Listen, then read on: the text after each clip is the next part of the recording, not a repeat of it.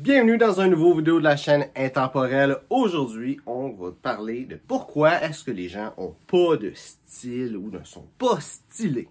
Donc, il y a plusieurs choses qui font en sorte que le monde ne va pas être stylé. Il y a une grande chose que je pense qui est souvent oubliée. Mais on va commencer avec style que sont un petit peu plus évidentes. Premièrement, le monde ne comprenne pas les deux règles de base du style qui est l'harmonie et contraste. Donc, d'avoir des choses qui vont contraster les unes avec les autres et des choses qui vont rester ensemble, qui vont s'harmoniser les unes avec les autres. Donc, ces deux règles-là, le contraste et l'harmonie, c'est vraiment un art à maîtriser. C'est le plus que tu essaies des choses, le plus que tu vas être capable de voir qu'est-ce qui va bien avec quoi. Et au final, utiliser cette règle-là à ton avantage. Puis ça, pas de secret, c'est d'apprendre sur quelle couleur va bien avec quelle couleur, quel motif va bien avec quel motif, faire des essais, voir qu'est-ce qui va bien avec toi, puis au final, tu vas être de plus en plus stylé, le plus que tu vas maîtriser ces règles. Une autre chose aussi, c'est comprendre les règles de base de l'habillement. Et les règles de base sont vraiment deux catégories. Tu as les règles de base que j'appellerais générales et celles que j'appellerais spécifiques. Donc, qu'est-ce que je veux dire par ça? Ben, les règles générales, c'est que le cuir doit matcher ensemble. Fait que si tu as une ceinture en cuir, des souliers en cuir, puis une montre avec un bracelet en cuir, les trois cuirs doivent être la même couleur. Ça, c'est une règle générale. Il n'y a pas certaines personnes que, parce que la couleur de leur peau, parce que leur poids, parce que la longueur de leurs cheveux, parce que ci, parce que ça, ils ont... Cette règle-là, ça s'applique pas. C'est une règle générale, ça s'applique à tout le monde. Donc, bien connaître ces règles-là, bien maîtriser ces règles-là, te permet deux choses, d'être plus stylé et de savoir comment briser ces règles-là pour encore plus être stylé. Parce qu'il faut bien maîtriser une règle pour être capable de la briser éventuellement et voir quelles règles que t'es mieux de pas briser. Ensuite, tu as les règles spécifiques. Donc, les règles spécifiques, de manière assez générale, vont avec ta morphologie, avec de quoi tu as l'air finalement. Donc, par exemple, le plus tu es gros, le plus tu vas avoir des rayures sur le long, de haut en bas, et non sur le large, parce que ça va faire en sorte que tu vas avoir l'air plus mince, tu vas mieux paraître. Je pourrais faire une vidéo complète sur ce genre de règles-là, mais il y a plein de petites règles comme ça. Par exemple, si tu as une peau plus foncée, c'est mieux d'avoir des couleurs qui vont contraster avec ta peau. En fait, peu importe la couleur de ta peau, si tu as une peau plus pâle, tu vas avoir des couleurs qui vont contraster avec ta peau aussi. Mais ça va pas être les mêmes couleurs qui vont contraster avec ta couleur de peau. Donc, le plus tu connais les règles spécifiques à qui est-ce que tu es, à ton apparence physique comme personne, le plus tu vas être capable d'utiliser ça à ton avantage. Donc, ces deux choses-là, c'est assez évident.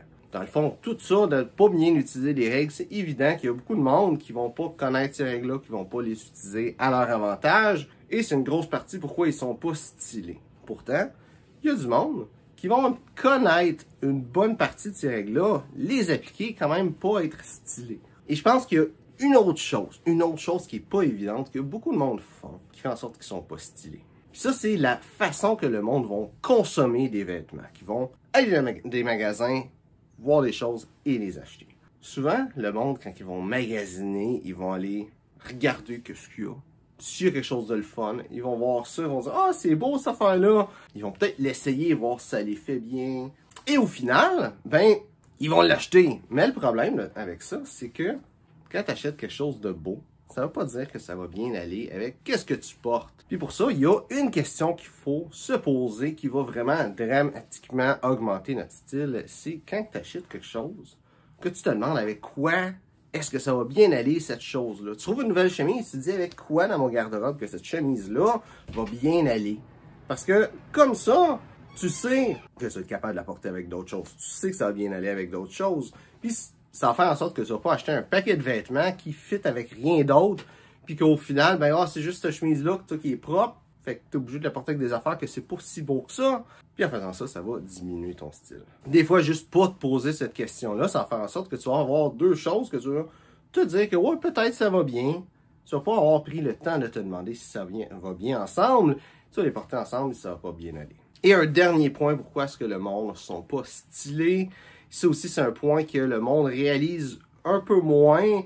Je pense que le plus tu es avancé dans ta démarche sartoriale, dans ta démarche à rechercher le style, le plus tu vas réaliser cette chose-là, mais surtout le monde qui commence ne le réalise pas, c'est à quel point c'est important d'avoir quelque chose qui te fait bien. Puis qui te fait bien, je ne vais pas juste dire que la couleur va bien avec ton teint, que les rayures sont dans le bon sens, ça oui, mais je veux dire qui te fait bien, que la grandeur est parfaite pour toi. Par exemple, un veston, quand tu portes le veston, tu veux... Là, qu'est-ce que j'ai, c'est Dicieux Circle, c'est pas nécessairement le meilleur exemple parce que ça froisse de partout, mais tu veux que l'épaule soit droite, que le coin de l'épaule arrive relativement sur le coin de ton épaule.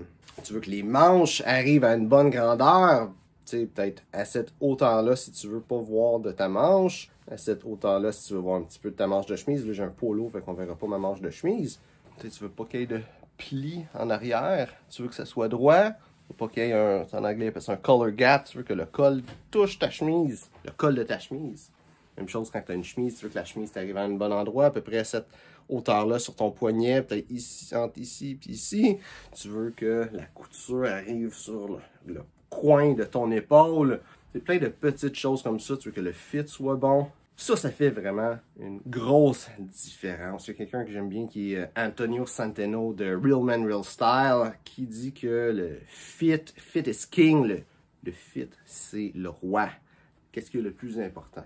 Et que si tu as un complet à 2000 $ qui te fait pas bien, tu vas moins bien paraître que si tu as un complet à 200 $ qui te fait à la perfection. Donc, c'est ça qui fait en sorte que les gens sont pas stylés, qui respectent pas les règles élémentaires, les règles générales, les règles spécifiques, qui achètent n'importe quoi, qui ne fit pas avec leur garde-robe et qui achètent des choses qui leur fait tout simplement pas. Donc, quand que tu réussis à trouver une façon de bien faire tout ça, à pas faire ces erreurs-là, finalement, ben là, ton style va augmenter de façon drastique.